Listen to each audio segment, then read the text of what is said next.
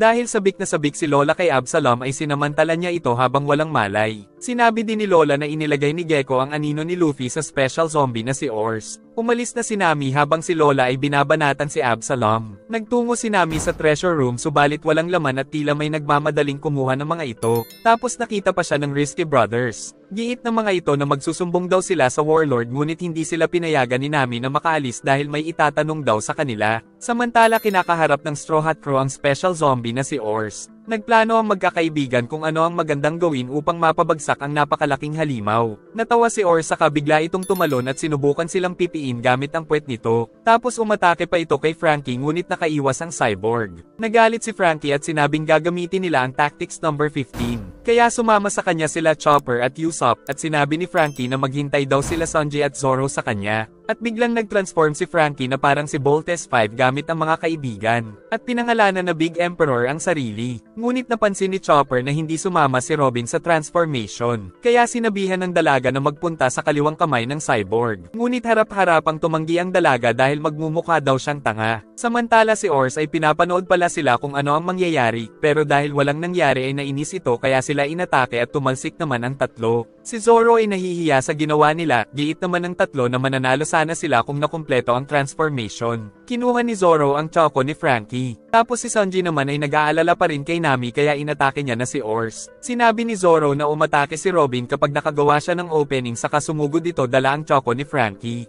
Nagpunta sa kusina si Brook para maghanap ng asin, kung saan nakahanap din siya ng gatas para sa kanyang buto pero expired na ito. Ngunit ininom niya pa rin kaya nakaramdam ng lakas sa kanyang mga buto. Tapos nakita niya ang isang nakakadudang silid, binuksan niya ito at tinikman pero wala siyang dila. Samantala ang mga zombie ay dinala ang lahat ng mga pagkain at mga kayamanan sa barko ng Straw Hat sa utos ni Pirona dahil gagamitin nila ito para tumakas. Tuluyang sumugod si Zoro kay Ors, sumuntok naman si Ors kaya tumira ng oil si Usopp sa isang kamay nito, dahilan para madulas ang halimaw. Saka tumalon si Zoro at sinipa siya ni Sanji patungo sa halimaw. At gamit ang malaking choco ay inatake niya ang kamay nito. Tapos nagpalabas si Robin ng napakaraming kamay at kinuha ang isang kamay ni Ors para pigilan itong kumilos. Gumawa ng napakaraming hagdan si Franky para makaakyat sila ni Chopper, tapos magkasabay nilang sinuntok sa pagmumukha si Ors na nakaramdam ng pagkahilo. Nakita ni Sanji na isang paa na lang ang kailangan niyang atakihin, kaya mabilis na tumakbo ang Cook patungo dito at ibinigay ang napakalakas niyang sipa sa paa nito kaya tagumpay nilang napatumba ang napakalaking halimaw na si Ors. Nakita ng mga zombie sa malayo ang natumba si Ors pero hindi sila makapaniwala na may makakagawa nito. Habang nakabaliktad ay nagbanta sa kanila ang halimaw, samantala nakita din ni Pirona na tila natatalo si Ors. Kaya naman balak niya nang tumakas at iwan sila Gekko doon. Saka inutusan niyang magmadali ang mga tauhan para makaalis na sila. Ngunit sa barko ay nakita ang isang malaking tao na tila isang oso. Nahuli ni Nami ang Risky Brothers at para umamin ng dalawa kung nasaan ang mga kayamanan sa lugar ay kinuryente ni Nami ang mga ito. Pagkatapos ay nagmadali si Nami sa kanilang barko dahil nalaman na balak itong kunin ni Pirona kasama ng mga kayamanan. Nang makita niya sa labas si Ors na nakabaliktad dahil sa mga kasama, tapos tumakbo ulit siya pabalik sa barko nila. Labis na nagalit si Ors dahil sa ginawa sa kanya ng Straw Hat Crew. Pero hindi ito makaalis dahil tumusok daw ang sungay niya. Dahil dito ay nakaisip ng masasamang mga bagay ang mga pirata. At muli siyang inatake ng mga ito nang walang kalaban-laban. Natakot ang mga zombie nang makita na kawawa si Ors pero nagawa ng makabangon ng halimaw kaya nagtakbuhan ang mga pirata. Nag-iisip ang magkakaibigan kung ano ang susunod nilang strategy. Giit ni Franky na kailangan talaga nilang gamitin ang tactic number 15. Subalit ayaw pumayag ni Robin at pinagtanggol din siya ng Cook dahil nakakahiya ang pinapagawa. Pero nang maisip nito na may makikita siyang maganda pag ginawa ito ng dalaga ay tinignan siya ni Robin ng masama. Muling nag-transform si Franky kaya sumanib sa kanya si Chopper at pati si Usopp. At nagpatulong sila kay Sanji para makatalon ng mataas at makapunta sa ulo ng halimaw. Saka sila umatake mula dito, ngunit nakikiliti lang daw si Ors sa kanila. Tapos inasar-asar pa ni Usopp ang halimaw na hindi daw ito magiging Pirate King. Kaya nagalit ito at sinuntok sila ngunit nakatakas, kaya nasuntok ni Ors sa sarili niyang ulo. Ngunit nagawa ng halimaw na mabawi ang balanse nito kaya hindi siya natumba. Dahil dito ay wala na silang maisip na strategy pero may ideya na naman si Usopp. Napansin daw niyang tulad pa rin ni Luffy ang ugali ni Ors. Kaya naman alam niya daw ang mga kahinaan nito. Nagkunwari si Usopp na may nakita siyang napakaraming karne para ma-distract si Ors. Saka naman inatake ni Franky ang isang paa nito. At si Zoro naman ang umatake sa kabilang paa kaya napaluhod ang halimaw. Natuwa ang grupo dahil nagagawa nilang mapigilan si Ors habang hinihintay nilang matalo ni Luffy si Gekko Moria. Giit ni Zoro na bakit hindi na rin nila talunin si Ors. Sagot ni Frankie na parang hindi ito posible dahil sa laki ng special zombie. Nagalit si Ors dahil naloko daw siya kaya nais na itong labanan ni Zoro. Sinabi ni Frankie na ang tanging paraan ay ma-purify ito. Si Sanji ay nais na rin kalabanin si Ors. Nilabas ni Sanji ang bago niyang espada at naghanda sa pag-atake. Samantala hindi pa rin mahanap ni Luffy ang warlord kaya tumalon siya para makita ang paligid. Nang makita niya ito ay kumapit siya sa malaking kadena at agad na nagtungo sa kinaroroonan nito. Dumating si Nami sa kanilang barko at kitang-kita ang ginagawa ng mga zombie. Ngunit handang gawin ni Pirona ang lahat para makatakas dala ang mga kayamanan. Pinalabas nito ang mga mini hollow para kalabanin si Nami. Nang mapansin nila na nasa likod si Kuma, giit ng mga zombie na kailangang tumakas ni Pirona dahil mapanganib ang lalaki. Kinabahan ng Ghost Princess sa kanyang nakita dahil isa pala ito sa 7 Warlords of the Sea kaya hindi rin makapaniwala ang mga alagad niya. Sinabi ni Pirona na tumiwalag na daw siya kay Gecko Moria, saka tinanong ni Kuma kung saan niya nais magpunta. Sagot ng babae na sa isang lumang palasyo daw. Ngunit naisip nitong magagawa niyang matalo si Kuma kung tatamaan niya ito ng negative hollow. Sumugod ang mga negative hollow patungo sa warlord, ngunit sa isang iglap ay napaglaho ni Kuma ang Ghost Princess. Nagtaka ang lahat ng mga nakakita kung saan napunta si Pirona.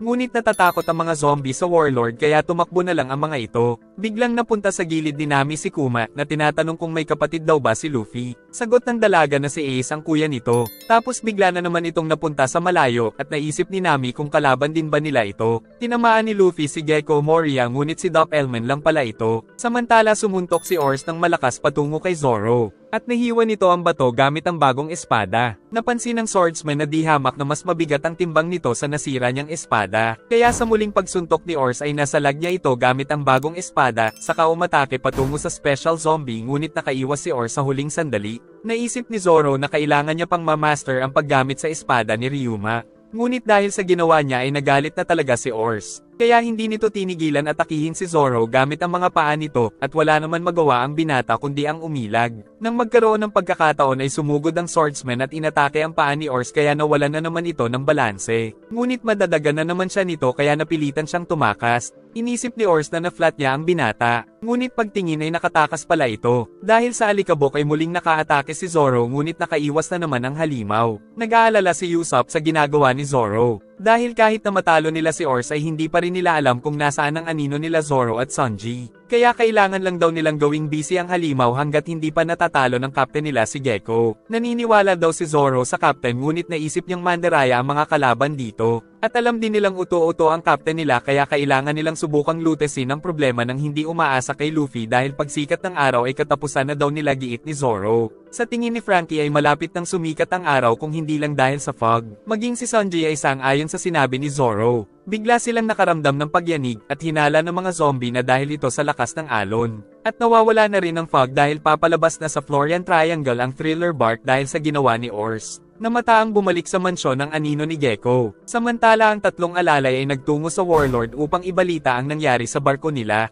Ngunit busy ito dahil kausap niya ang isa pang warlord na si Kuma. Sinabi ni Kuma na nagpunta daw siya para ibalita na ang pumalit sa pwesto ni Crocodile ay si Blackbeard. Dahil sa napatunayan nito ang lakas noong kalabanin si Ace. Nagtataka si Gecko kung bakit pumayag ang government gayong isang baguhang pirata lang daw si Blackbeard. Dagdag ni Kuma na nag-aalala din daw ang government dahil baka may matalo na naman na isa pang warlord si Luffy. Nainsulto si Gecko na iniisip ng government na may chance si Luffy na matalo siya. Sinabi pa ni Kuma na tutulungan niya na lang si Gecko pero lalo itong nainsulto. Kaya pinaalala ni Kuma na wala din daw nakaisip na matatalo ni Luffy si Rob Lucci. Pero hindi pa rin pumayag si Gecko na tulungan siya ni Kuma dahil mataas ang tingin nito sa sarili. Kinakabahan na ang grupo dahil malapit nang sumikat ang araw at hindi pa nababawi ng ilan sa Straw Hat ang anino nila. Kalaunan ay nagpakita sa kanila si Gecko at ang sniper ang unang nakakita dito. Nakita nilang nasa tiyan ni Ors ang warlord kaya nagtataka ang grupo kung nasaan na ang captain nila. Natuwa si Ors nang makita ang master sa kanyang tiyan dahil tila isa daw siyang robot. Sinabi ni Gecko na kailangan muna nilang matalo si Ors bago siya lumaban sa mga ito.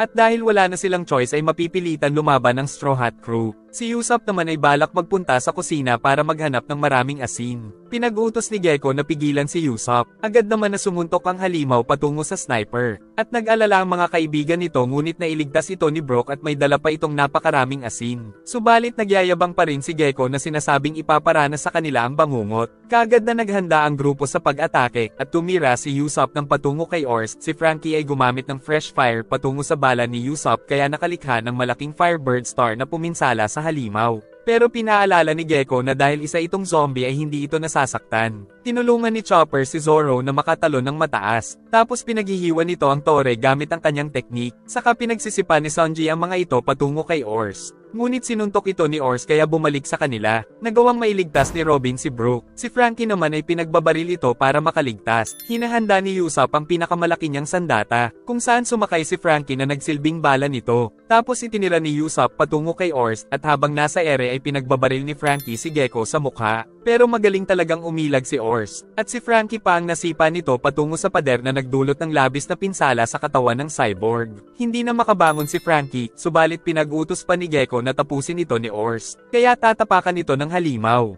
Ngunit dahil sa kidlat ni Nami ay natigilan si Ors at nanghina. Nagulat naman ang mga zombie sa nakita dahil tumalab ito kay Ors. Tuwang-tuwa si Sanji nang makita sa wakas na ligtas si Nami. Pero nagalit pa ang dalaga dahil malalaman ng kalaban kung nasaan siya. Nakita na nga siya ni Ors, kaya naghanda sa pag-atake ang halimaw pero hindi na bahala sila Chopper dahil hindi naman goma ang katawan nito. Subalit nagawa ni Ors na mapahaba ang kanyang kamay na tulad ng kay Luffy kaya hindi makapaniwala ang Straw Hat Crew. Dahil dito ay nahulog si Nami, mabuti ay nailigtas siya ni Robin. Muling umatake si Ors na tulad ng atake ng captain nila kaya labis na nabahala ang grupo. Samantala si Luffy tumatakbo tapos pinatid pa siya ng dalawa. Saka lumabas ang mga kasama nito at nagpakilala na sila daw ang Rolling Pirates na nabiktima rin ni Gekko. Sinabi ng Risky Brothers na may ibibigay daw silang malakas na kapangyarihan para matalo ni Luffy ang Warlord. Saka pinakilala nila ang kanilang pinuno na si Captain Lola. Kwento ng mga ito na mula nang makuha ang kanilang mga anino ay nagtago na lang sila sa kagubatan. At ito daw ang unang beses na may nakatalo sa mga tauhan ni Gekko kaya nagkaroon ng pag-asa ang mga ito na mababawi nila ang kanilang mga anino. Sinabi din ng mga ito na si Gekko ay nasa tiyan ng halimaw at kinakalaban ito ngayon ng mga kaibigan niya. Aalis na sana si Luffy pero pinigilan siya dahil hindi pa nila naiibigay ang kakayahan. Dinala ng mga ito ang isang anino na nakuha daw nila sa isang zombie pagkatapos ma-purify ng asin. Tapos pilit nila itong ipinasok sa katawan ni Luffy. Saka binigyan din nila ito ng espada at nakamamanghang nagagamit ito ng maayos ng bida. Pero maging siya ay nagtaka sa kanyang ginawa. Sinabi ni Lola na galing kasi ang anino sa isang mahusay na Navy swordsman. Dahil dito ay magagawa nilang mapalakas si Luffy gamit ang ilang mga anino na kayang kontrolin ng katawan nito. Kwento ng Risky Brothers na marami daw silang nahuli ng mga anino dahil sa paghahanap ng kanilang sariling mga anino. Dito ay natuklasan din nila na pwede itong ilagay sa katawan ng tao upang makuha ang lakas ng may-ari nito pero 10 minuto lang ang itatagal. Dinala nila ang napakaraming anino at pilit na ipinasok ang lahat ng mga ito sa katawan ni Luffy. At namangha sila dahil kinaya ito ng bida dahil sa lakas ng willpower nito. Ngunit tila nag-iba ang itsura nito pero nakokontrol pa rin ng bida ang sarili. Tapos dinala nila ang napakalaking espada para gamitin ng kanilang tagapagligtas na excited ng makalaban ang Warlord. Na sa sobrang lakas ay talsik ang mga puno na madaanan nito.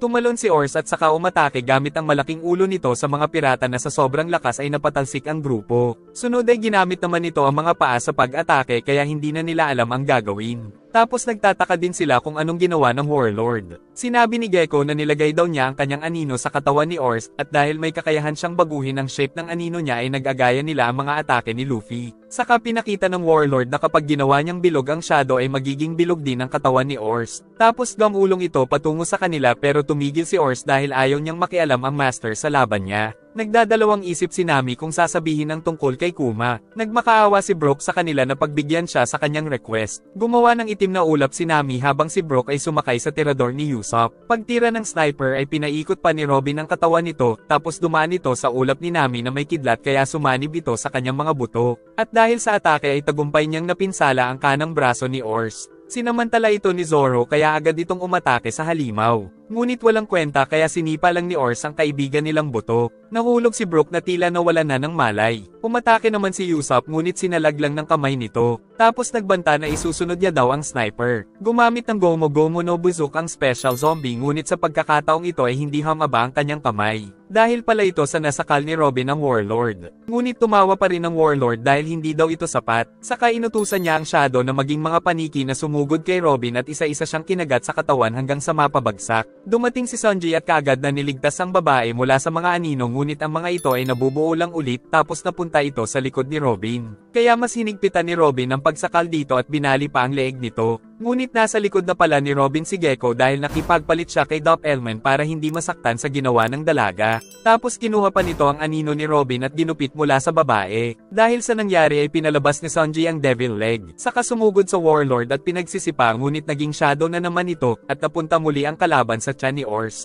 Naiinis naman si Ors sa master niya dahil laban niya daw ito. Tumalo ng special zombie at umatake ng Gomu Gomu no Bazooka kay Robin. Ngunit matapang na hinarap ni Sanji ang atake nito na nagawa niyang mapigilan. Saka itinakbo ni Usopp si Robin. Nagpunta si Chopper sa balikat ni Ors. At natuklasan niyang ang ikinamatay lang noon ni Ors ay frostbite dahil sa matinding lamig. Dahil nandoon si Chopper ay sinuntok ni Ors ang sarili niyang balikat. Ngunit hindi namatay ang reindeer dahil nagpaliit siya. Tapos kumain siya ng Rumble Ball at tumalon, saka sumugod din si Sanji at tinulungan si Chopper sa pag-atake nito sa kanang braso ng halimaw na nag-iwan ng pinsala dito. Ngunit pagtalo nila ay gumamit naman si Ors ng Gatling patungo sa kanila, kaya tuluyan ng nabugbog ang dalawa. Nawala ng pag-asa si Nami dahil nauubos na ang mga kaibigan niya. Tawa ng tawa si Gekko dahil unti-unti na niyang nauubos ang grupo ng Straw Hat. Naglakad na papalapit si Ors sa kanila. Sa kabila nito ay sumugod pa rin si Zoro sa halimaw na nagawang makailag sa atake nito. Tapos aatake na sana siya ngunit naunahan siya ni Ors kaya talsik ang swordsman. May kasunod pa itong suntok kaya tumakas siya mula dito. At hindi siya nito tinigilan sa kakasuntok. Samantala si Usopp ay muling inihanda ang malaking tirador.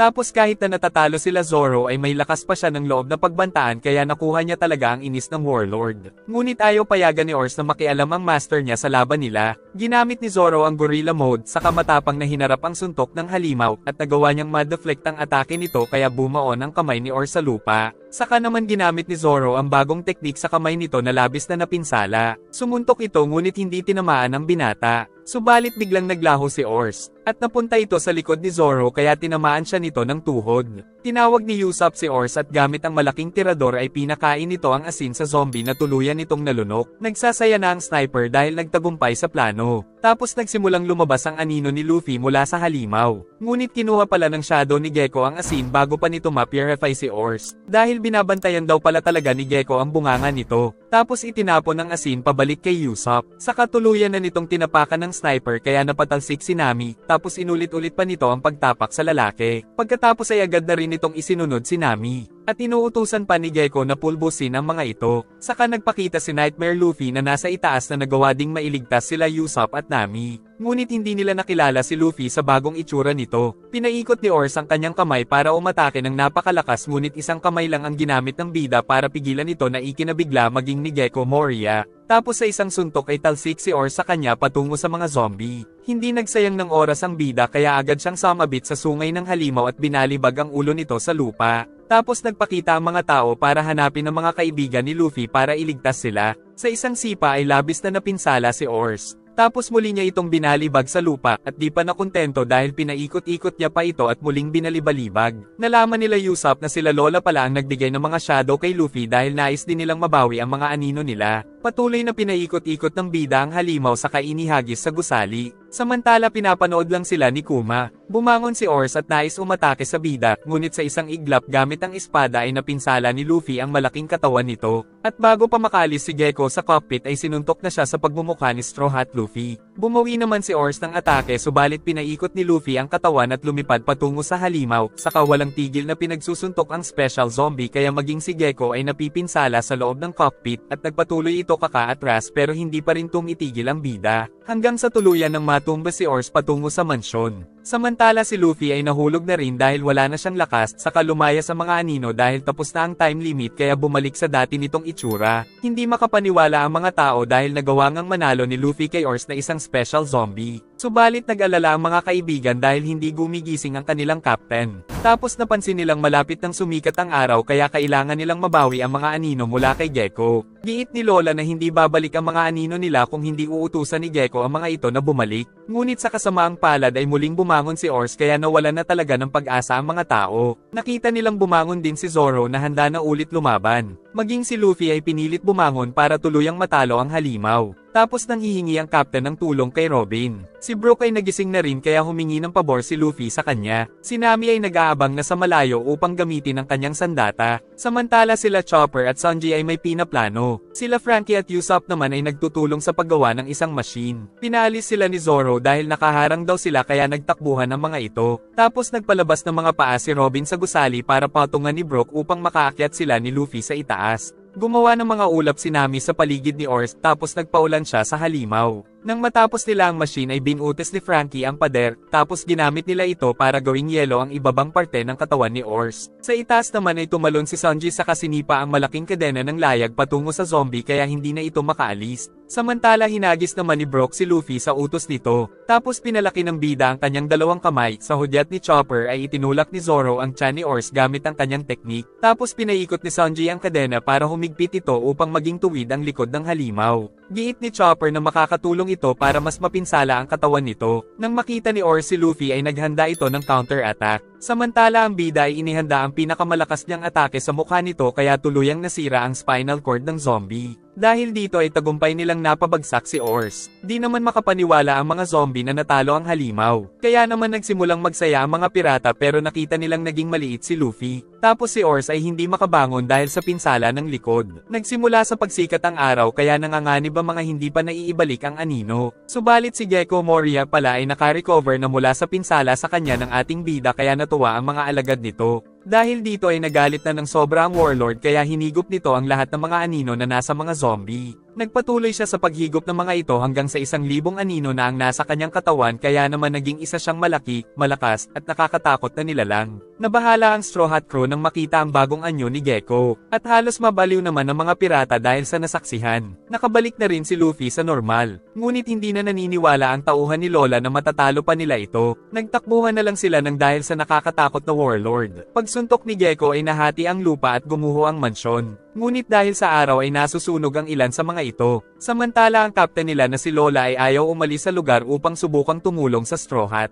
Giit ng mga tauhan na malabo nang manalo sila. Subalit handa daw sumugal ang Captain Lola nila sa Straw Hat. Ngunit dahil sa sikat ng araw ay nagsimula na itong masunog. Pero hindi pa rin nagbabago ang kanyang desisyon. Dahil malapit nang sumikat ang araw ay sinabi ni Luffy na magwawala na daw siya. Sumang-ayon ng kanyang crew ngunit negatibo pa rin ang bata ni Lola. Kaya sinabihan sila ni Zoro na manahimik dahil panalo na daw sila sa laban at ang tunay na kalaban nila ngayon ay ang pagsikat ng araw. Gumamit si Luffy ng Gear Second, at pilit na inaatake ng warlord ang bida pero mabilis siyang kumilos. Kumapit ang bida sa belt nito at nagawa niyang mapinsala ang katawan ni Gecko kaya lumabas ang ilan sa mga anino. Gumamit ang bida ng jet bazooka kaya lumabas pa ang maraming mga anino. At inulit-ulit pa ito ni Luffy para maubos ang mga anino sa katawan. Nagpalabas ng napakaraming shadow bat ang warlord at lumikha ang mga ito ng isang kahon upang makulong si Luffy. Tapos sinuntok ito ni Gecko ng napakalakas kaya naisip ng mga tao na patay na ang bida. Pagkatapos ay tinapak-tapakan pa ito ng warlord hanggang sa maging flat ang ginawa niyang kahon. Ngunit dahil isa siyang goma ay buhay pa rin ang bida. Saka nangako si Luffy na babawiin niya ang lahat ng mga anino na kinuha ni Gecko. Pagsikat ng araw ay may tinamaan na naman ng mga pirata. Samantala habang naka-gear second ay ginamit ni Luffy ang gear third. Nag-alala si Usopp dahil baka hindi na ito kayanin ng katawan ni Luffy tulad nung kinalaban niya si Rob Lucci. Pinipigilan din siya ni Chopper dahil sasabog daw ang katawan niya. Pero hindi siya nakinig at matapang pa siyang umatake kay Gecko kaya lumalabas na naman ang mga anino sa bunganga nito na sinusubukan niyang pigilan. Sinubukang kausapin ni Lola ang anino niya na bumalik sa kanyang katawan at nagsisimula na siyang masunog sa araw kaya niligtas siya ng mga tauhan. Nararamdaman daw ng mga ito na nasa loob ni Gecko ang mga anino nila kaya kinausap nila ang mga anino na bumalik sa kanilang mga katawan. Si Luffy naman ay hindi sinayang ang pagkakataon na muling umatake sa tiyan nito. Kaya naman lumabas ang mga anino at tumalsik si Luffy sa malayo. Si Gecko naman ay nahulugan ng sarili niyang mansyon, at sa ibaba ay nadaganan ito, kaya tuluyan nang lumabas ang lahat ng mga shadow sa katawan ng warlord pagkatapos ay nahati ang gusali kaya sumikat na ang araw sa kanila. Tinamaan ng sikat ng araw sila Zoro, Robin, at Sanji. Pata na rin sila Captain Lola. Maging si Luffy ay hindi nakaligtas sa sikat ng haring araw dahil hindi pa nakakabalik ang anino nila.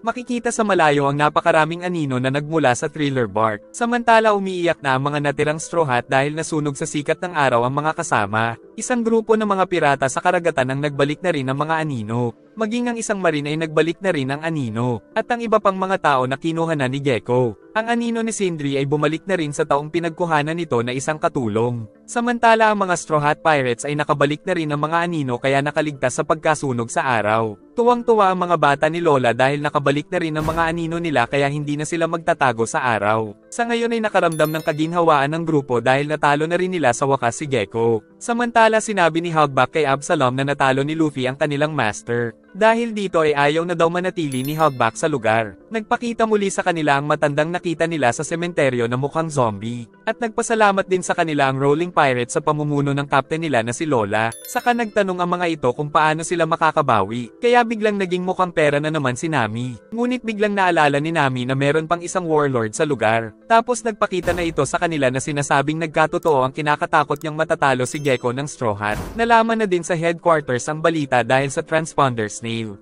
Saka ipinag-utos ng Marine Commander na patayin ni Kuma ang lahat ng nasa Thriller Bark dahil nakakabahala na ang Straw Hat. Nang marinig ito ni Zoro ay naghanda siyang kalabanin ito. Sinabi ni Nami na nakita niya itong biglang pinaglaho si Pirone kaya nabahala ang mga kasama. Tapos nagagawa din itong makapag-teleport tulad ng pinakita nito sa kanya. Nang magtanggal ito ng gloves ay napalunok si Usopp. Tapos bigla itong nag-teleport sa harap ng Rolling Pirates. Nanginginig naman sa takot ang mga ito. Ngunit lumaban pa rin sila dahil wala ng choice. Sa isang atake ni Kuma ay 4 kagad ang natalo niya at nasira pa ang sahig sa lakas nito. Saka nag-teleport ito sa likod ni Zoro. Nag-enjoy ka ba? Salamat po sa panonood at pakiabangan po ng susunod na part saka mag-like and subscribe ka na rin Lodi para sa mas marami pang mga recap.